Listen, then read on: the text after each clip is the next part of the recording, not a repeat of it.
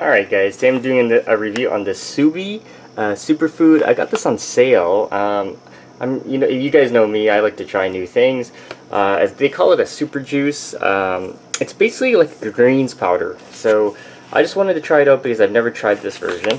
Hopefully it doesn't taste awful. Take a look. That's the nutrient panel. If you guys want to read it, pause it.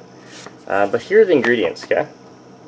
So it's got matcha, spirulina, kale, pretty normal, regular stuff. So you got chlorella, peppermint, acai, goji, maca, vegetable blend, shiitake mushrooms. That's kind of neat. I've never seen that one in certain greens.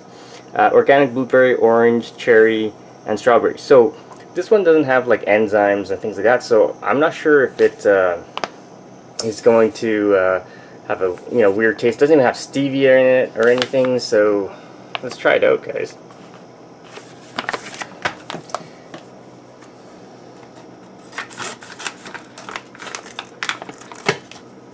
Alright. So this is what it looks like. Ooh, there you go. It smells okay. Alright, so I'm going to mix it up.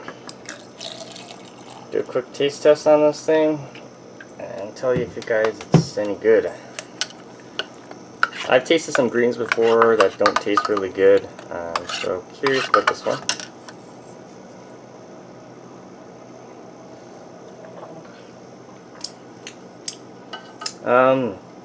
Interestingly, doesn't taste horrible. It just has no flavor. It's just really bland.